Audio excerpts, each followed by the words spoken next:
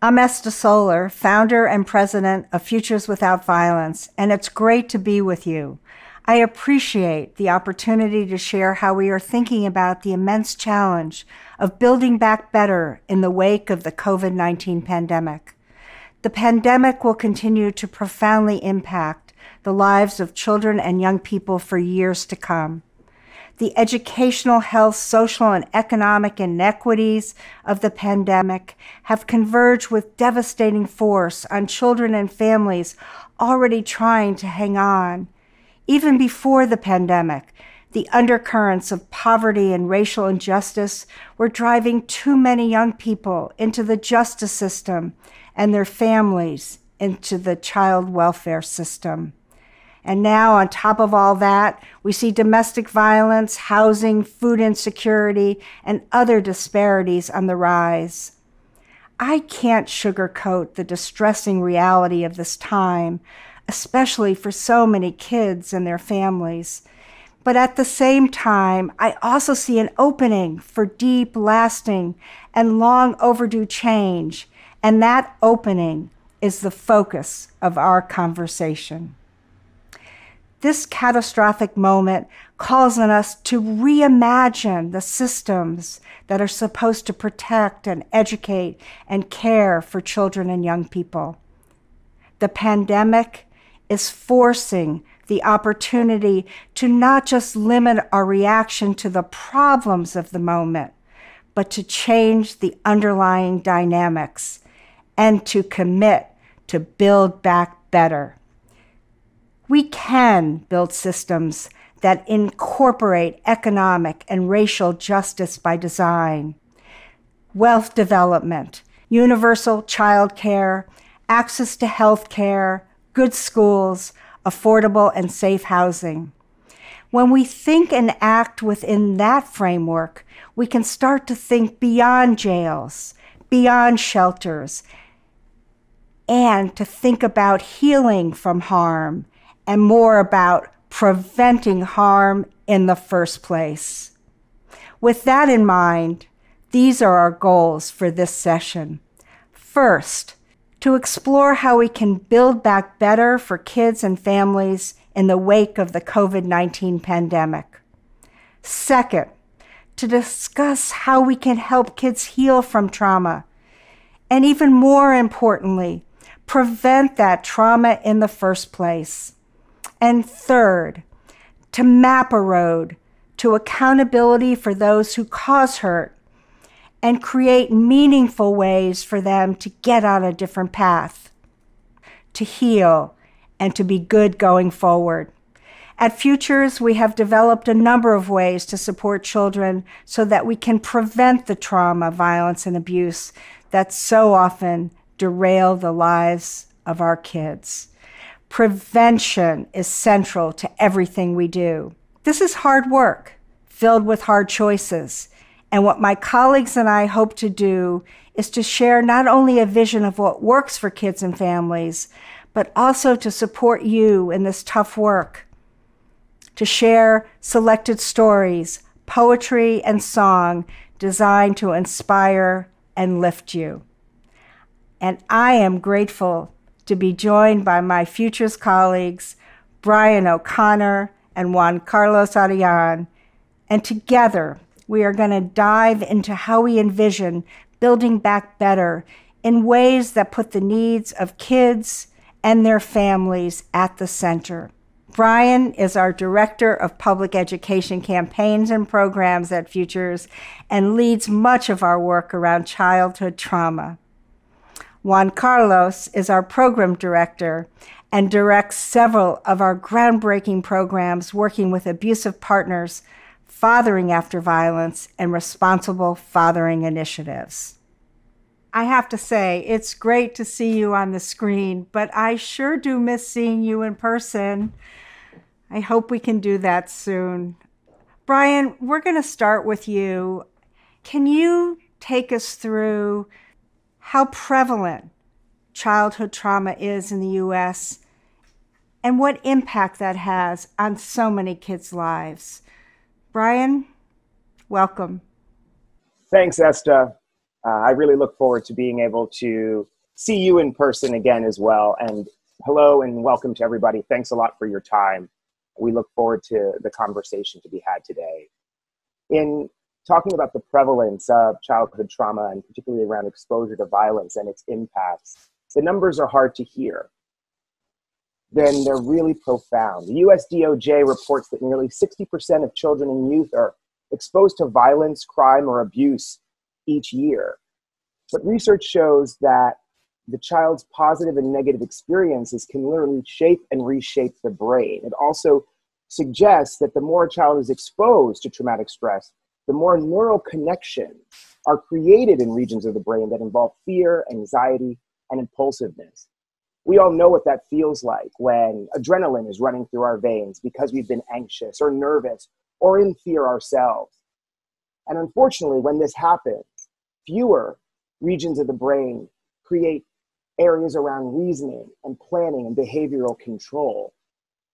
But the good news is that the brain is malleable and that fostering stable, supportive, and caring relationships can actually buffer or even help prevent the adverse effects that we're talking about here today, particularly those around experiencing abuse or violence in home, at school, or in the community.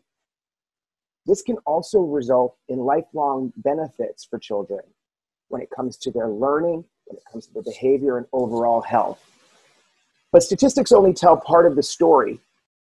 You know, I was just talking to a middle school teacher this past week who talked about the unique window that she really had into recognizing and seeing the unique burden that young people are experiencing today. So many feel lonely, and we're all in uncertain times. But she said that her students are asking her, young people are asking, when can we go back to school? When can we see our friends? And in fact, she brought up a really important point that we all are worrying more about those who we don't see, those who are grieving loss of family members, those who are fighting hunger or fear, anxiety, and navigating so many other challenges, those who are even taking care of their siblings. But particularly presence of violence or abuse in the home and community amplifies these needs and amplifies these adverse effects that we're talking about. Right now, we have to go back to basics. Connectedness is more important than ever. And that's why, as Esta was alluding to, and more what we're going to talk about, is that we have to really approach these situations with more trauma-informed ways of resolve. Thanks, Brian. We have so much work to do, and we are living in very uncertain times. And so many kids, as we know, and as you said so brilliantly, are hurting. And we know when kids are hurt, and I'm looking at you, Juan Carlos, they have a big challenge in how they are processing and experiencing child trauma. It has an impact in their lives, particularly during adolescence and into adulthood.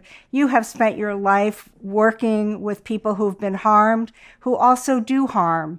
And you are working with them and healing them, and you understand how accountability is also a factor. So, Juan Carlos, I turn to you.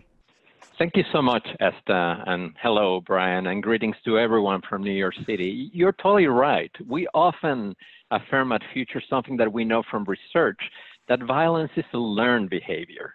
Another way to think about it is that trauma that is not transformed, that is healed, is transmitted from generation to generation, right? We know that also from research. And we also know that folks that use domestic violence are a highly traumatized population. And when I say trauma, I'm not only talking about family violence, which is a big factor, but I'm also talking about poverty and racism and other kinds of oppression, right? I think that it is essential that we start paying attention to trauma when we talk about accountability. We need an expanded definition of accountability. We have to start talking about trauma-informed and why not anti-racist accountability. And I believe that one of the reasons why we haven't really paid attention to trauma so much when we talk about people who use violence is that we are afraid that it will be used as a justification and as an excuse. And you know what? That's true. Like, people who use violence use everything as a justification for their violence. But that doesn't mean that as a field, we don't start paying attention to trauma and in some way redefining it as an obstacle to positive change, not only as a justification, but as an obstacle that maybe we can help with to really help folks with their process of positive change. And of course, it is essential that as part of accountability, we establish consequences for bad behavior. But I also think that accountability has to be expanded, as I said before, and that element of helping folks change and heal has to be part of that new definition of accountability. I think that we all, as a field, judges, social workers, activists, if we see abusive partners as whole people with both flaws and strengths, and we create an expanded accountability that includes both relational and systemic elements, we will be much more effective working with them. And to make a point here, rather than continue talking, I would like to show a video from one of our partners in Milwaukee, Wisconsin. It's the Alma Center. It's an excellent program that has various programs for folks who use violence, including a battering intervention program. And this short video shows the story of Jamie Calderon, a former participant in the battering intervention program. And he will talk a little bit about his experience on how he was approached by one of the counselors in the Alma Center. Let's watch.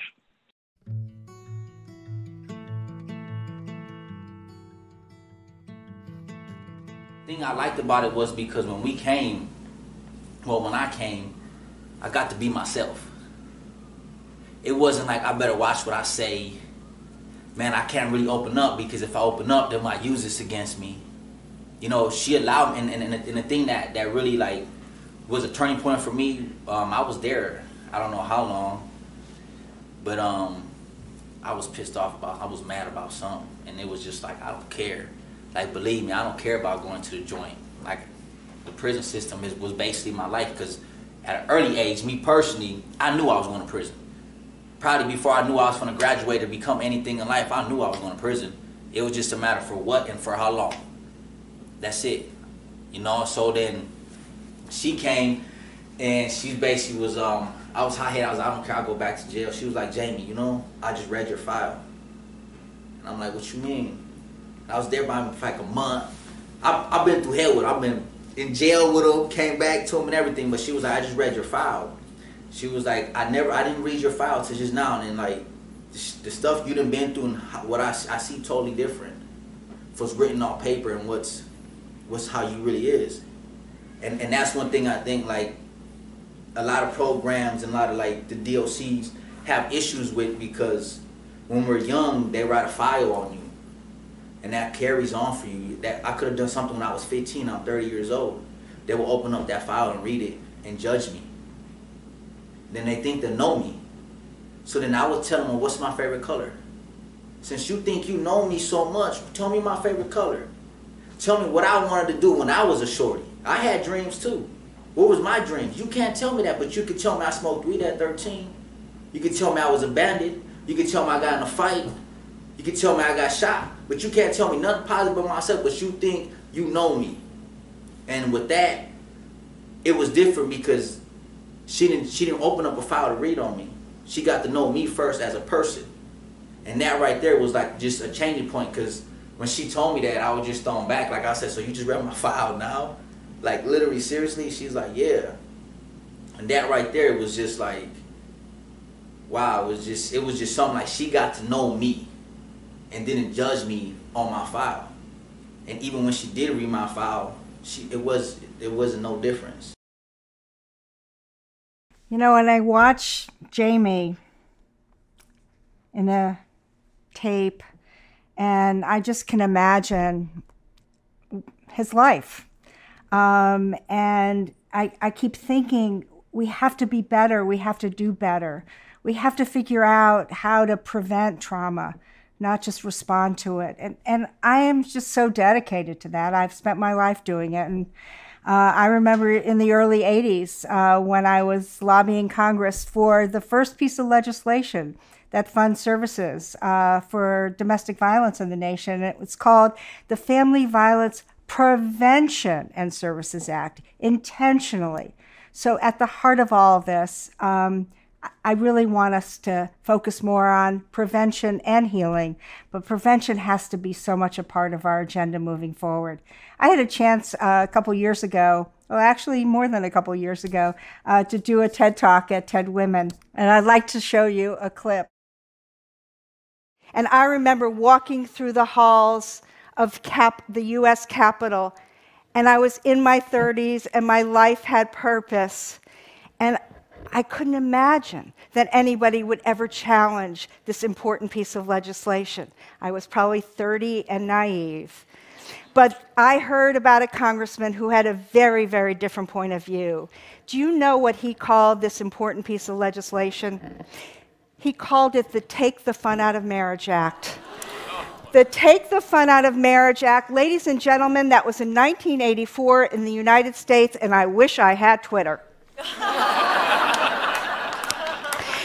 10 years later, after lots of hard work, we finally passed the Violence Against Women Act, which is a life-changing act that has saved so many lives. Thank you. I was proud to be part of that work, and it changed the laws, and it put millions of dollars into local communities, and you know what else it did? It collected data, and I have to tell you, I'm passionate about data. In fact, I am a data nerd. I'm sure there are a lot of data nerds. I am a data nerd, and the reason for that is I want to make sure that if we spend $1, that the program works, and if it doesn't work, we should change your plan. And I also want to say one other thing. We are not going to solve this problem by building more jails or by even building more shelters. It is about economic empowerment for women. It is about healing kids who are hurt. And it is about prevention with a capital P. Thanks, Esta. And yes, prevention is so critical, prevention with a capital P. Experiencing traumatic events can lead to something we talk about as traumatic stress. And traumatic stress occurs when a child experiences an intense event that threatens or causes harm to their emotional and physical well-being. And so children who have experienced traumatic events, such as domestic violence, shootings, or even fighting, can develop traumatic stress that in time impacts their physical and emotional health. But if this stress is relieved, when a child receives comfort and care, for example, from a consistent adult in their life, the stress response system can return to normal. But we know that, as I was mentioning before, prolonged activation of a child's stress response system from exposure to traumatic stress can cause short-term and long-term damage. And so many of you might have heard of ACEs before. ACEs stands for Adverse Childhood Experiences, and specifically the Adverse Childhood Experiences study that really delved deeply into these types of events or experiences that cause such traumatic stress.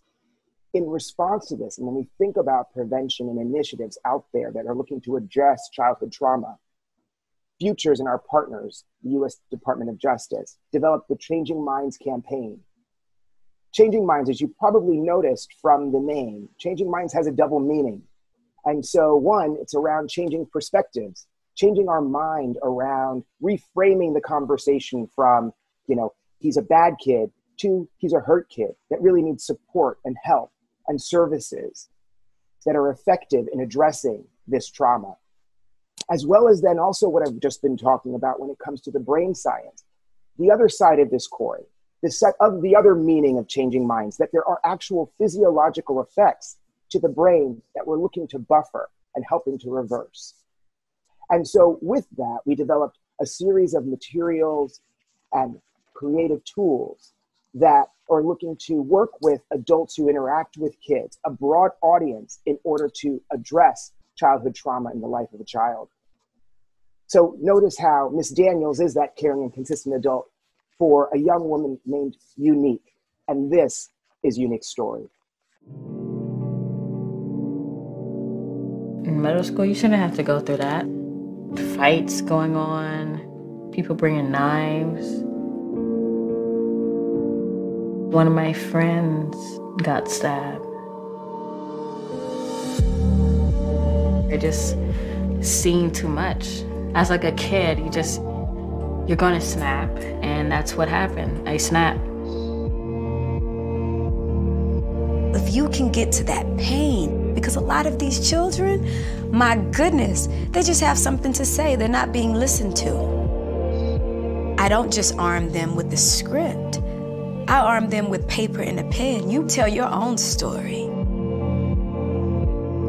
It's hard to talk about Miss Daniels. She saved my life. Unique had all the makings of a warrior, a leader. Ho, ho. Hi, hi. Hee, hee. Ha, ha. How many years has it been? It's been at least 10 years. Acting is living truthfully. Acting is living truthfully. I taught her that. Acting is living truthfully. Acting is living truthfully. What's your name? Mercy. What's your name?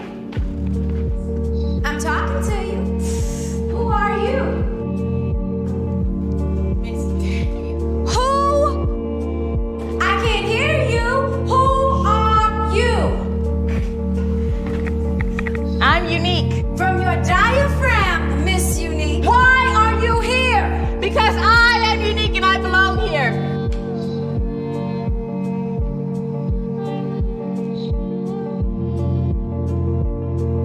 I'm so proud of you.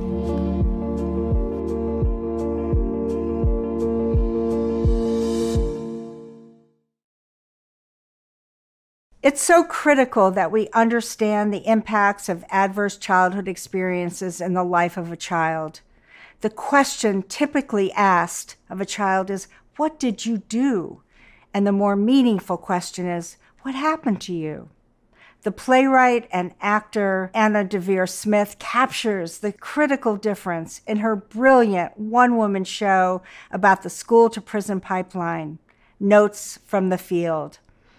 I'd like to share an excerpt of Anna's portraying my friend Judge Abby Abinante, the first Native American woman admitted to the California bar and a member of the Yurok tribe.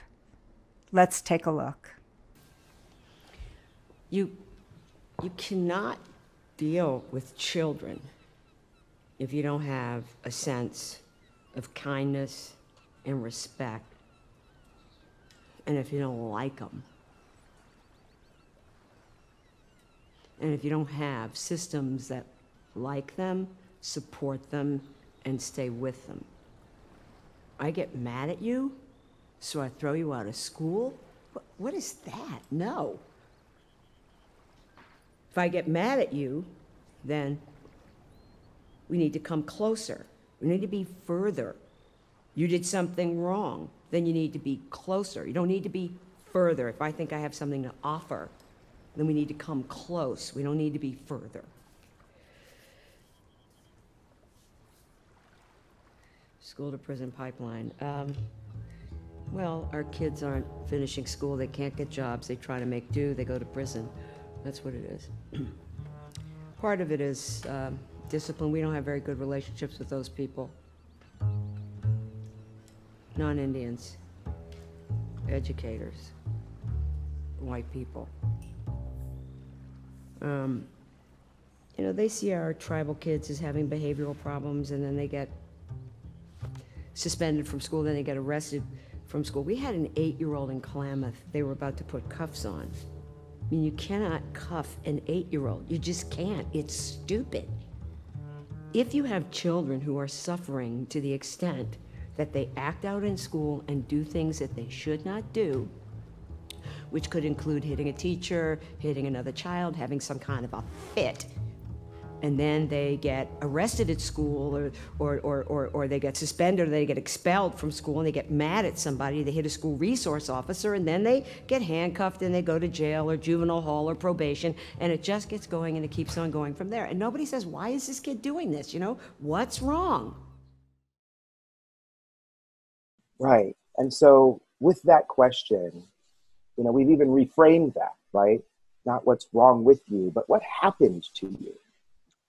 How do we really address trauma in a way that is compassionate and sensitive to the experiences that young people face?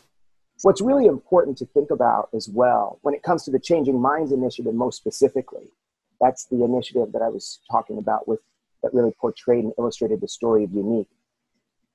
Miss Daniels was pivotal in that clip and in Unique's life. But we also know that it's all of us. There's a constellation of adults that really need to be engaged. And so certainly from teachers, but from the security officer to coaches to school counselors, there's a constellation of adults that are crucial to help young people thrive and do more than just survive. And so the Changing Minds campaign endeavors to give guidance to what that caring and consistent adult looks like, what it takes for young people to do more than survive, but really to thrive. Changing Minds endeavors to provide guidance to being that caring and consistent adult through 5 everyday gestures. What does that look like? Listening to young people and showing interest in their passions, comforting them by staying calm and patient, collaborating by asking their opinions, celebrating children with a compliment or applauding their efforts, and inspiring them with new ideas. You'll see the evolution of the work that we've done, particularly specific to the Changing Minds initiative, from Unique story to identifying and illustrating the constellation of adults that I was talking about and how they've worked together to provide support and guidance to young people particularly within the school setting. And so we're going to roll a clip that depicts exactly what I'm talking about.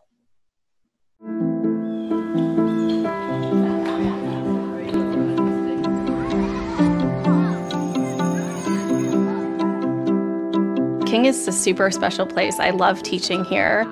We have a really diverse student body. Hey Isaac, welcome. We're sharing our name, a pronoun, and then we're talking about one thing that we're grateful for. As a guardian teacher, I had this amazing opportunity to interface with our students and make them feel welcome. Good morning, Ms. Robinson.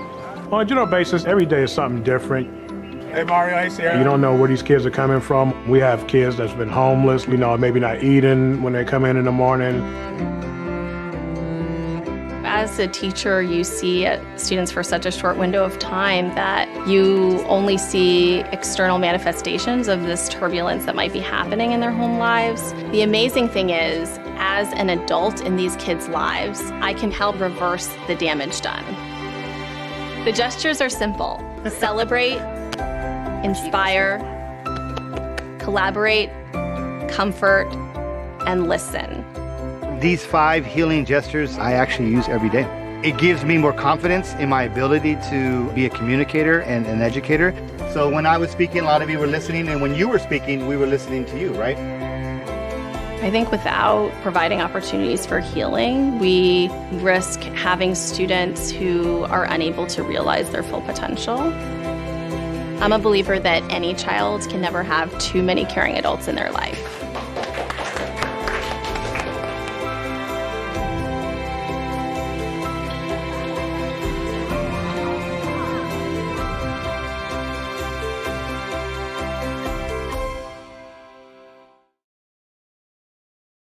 And speaking of inspiration, here at Futures, we believe that there are many ways to learn, and one of them is through the arts and through the heart.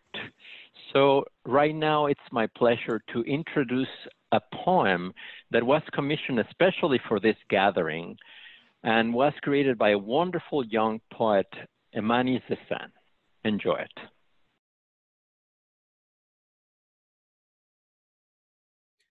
My nephew is really good at being a little boy.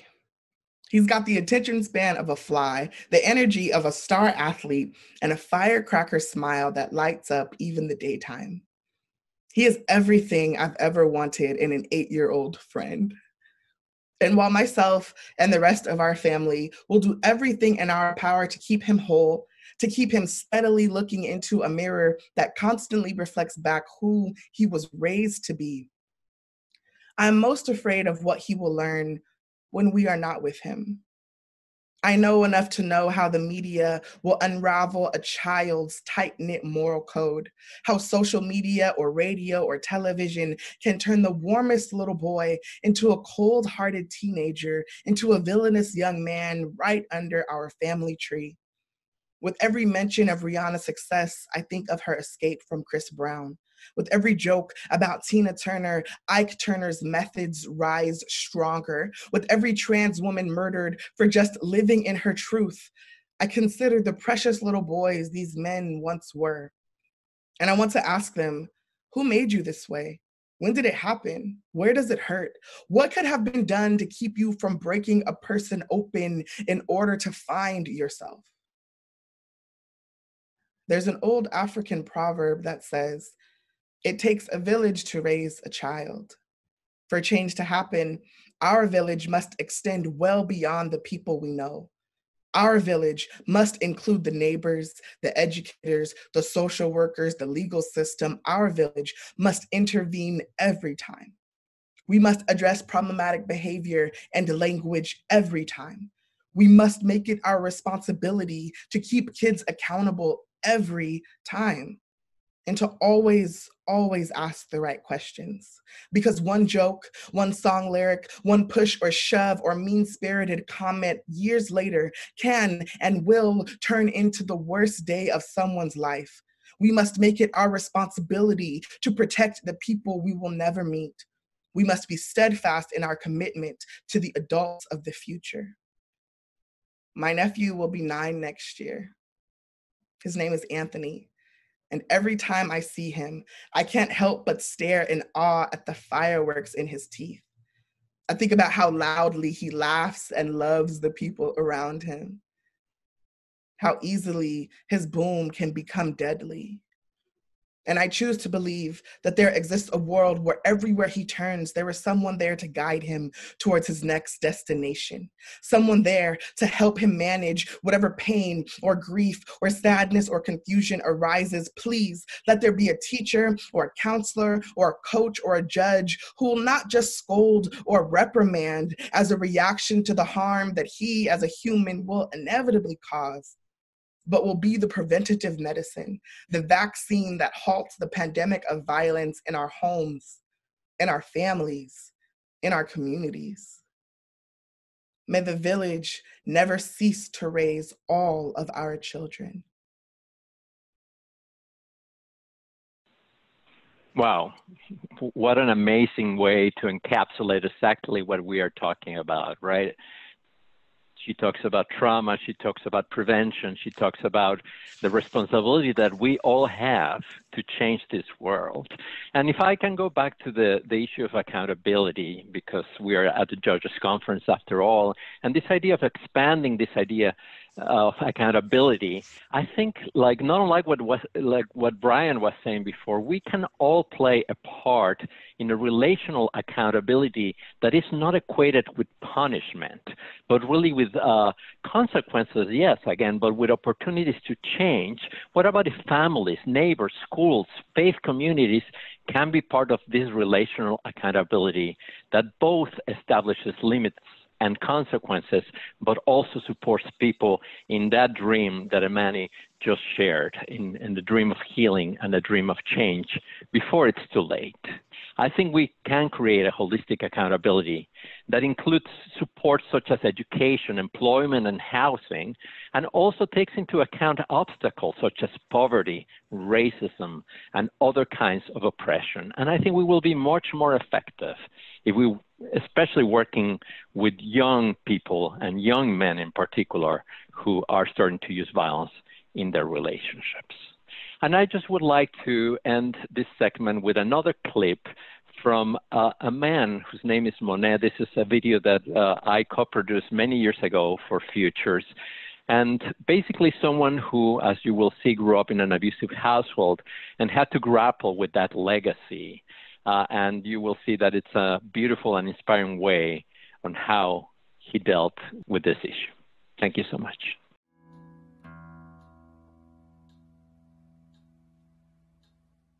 I do remember that day. It was a nice day. Everyone, just my mother's cleaning the house. A regular day. My father comes home.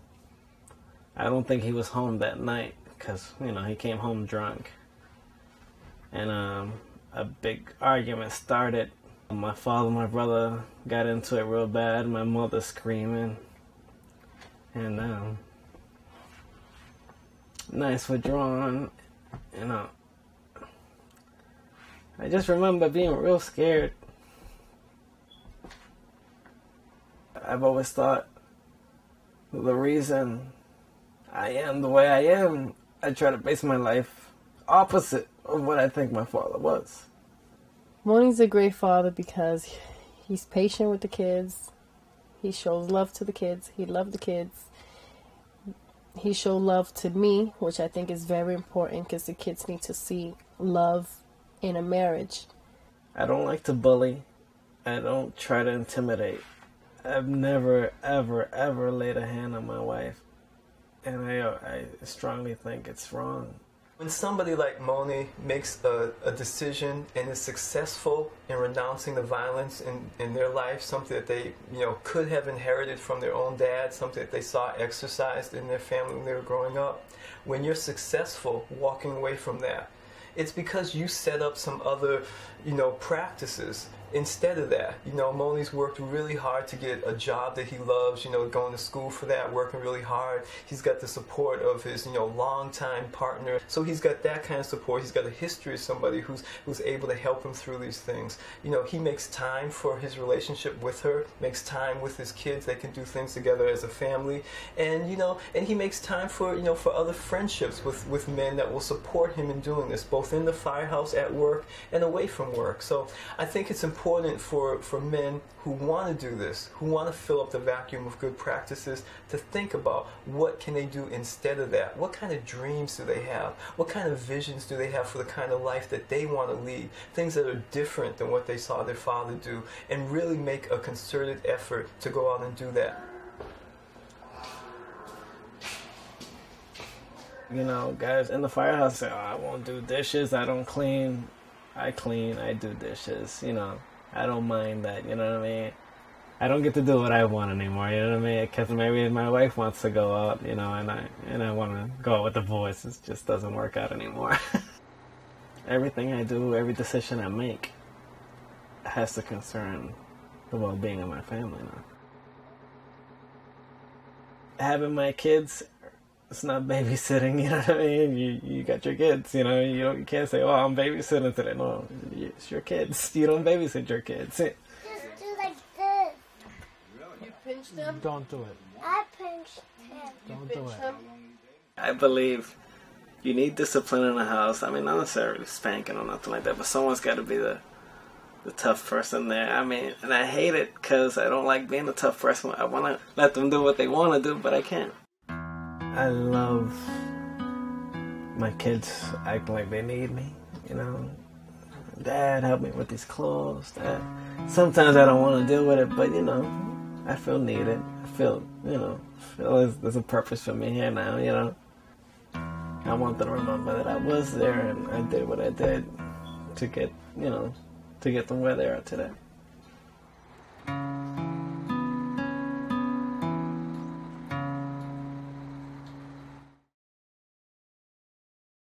We hope that seeing Monet's story and those of the others who are involved in one way or another with the justice system has helped you to envision with us some ways to incorporate trauma-informed practices into the work that you do and better understand and support our work in trauma prevention. As we are getting to the end of our time together, I'd like to return to the learning goals of this conversation. Building back better for kids and families in the wake of the COVID-19 pandemic helping kids heal from trauma, and most importantly, preventing trauma in the first place, offering those who cause hurt a roadmap to accountability and a good pathway forward. Science tells us that violence is a learned behavior and that it can be unlearned. We also have science showing us the impacts of traumatic stress on a child's brain and the subsequent effects that can have on health and learning and behavior. So that's the science. The next challenge is how to turn that knowledge into practice and policy. We need to create a prevention architecture. That means trauma-informed schools, social and emotional learning, pathways to healing, and accountability for those who have caused harm and want to repair the harm and be good.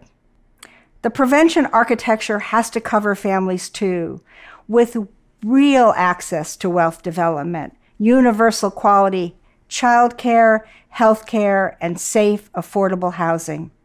And from a public policy perspective, we see what happens when the system waits for someone to become hurt and homeless. That's a very expensive intervention compared to prevention, one less likely to produce a good outcome. So these are the most basic level investment decisions for the COVID-related spending by federal, state, and local governments. Join us in educating policymakers about the best way to make those investments, to build back better by factoring in prevention strategies by design from the outset in all the COVID recovery plans. You can stay in touch with us and learn more about our work on our website, futureswithoutviolence.org. And also, please follow us on social media. We appreciate the chance to have this conversation, and we thank you so much for the critical work you do with kids and young people in some of their hardest moments, guiding them to be good people. We'd like to leave you today with a powerful performance by Vocal Rush from Oakland School for the Arts, right here in the San Francisco Bay Area.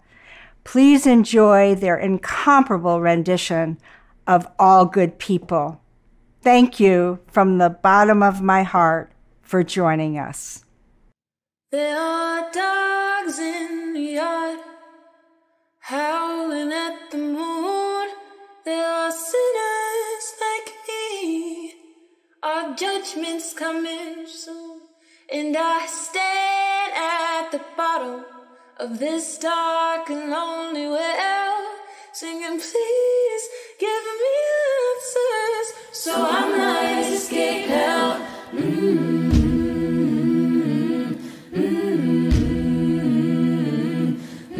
I watched from my window as they gunned down another men, try to say it's not my problem, couldn't happen to my friends, but the truth is they're my brothers and they're my countrymen. And if we lose our better angels, we won't get them back again. Come on and raise your voice above the raging seas. We can't hold our breath forever when our brothers cannot breathe. Come on and raise your voice above the raging seas. We can't hold our breath forever when our sisters cannot breathe.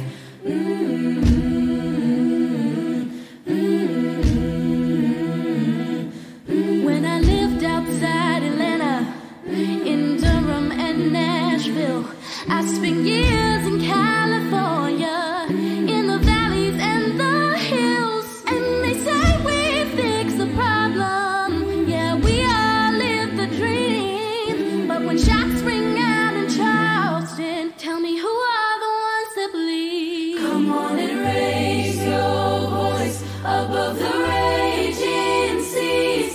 We can't hold our breath forever when our brothers cannot breathe.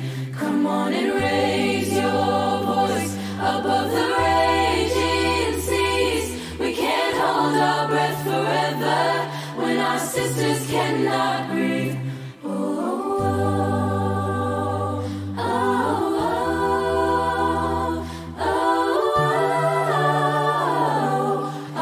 Others cannot breathe.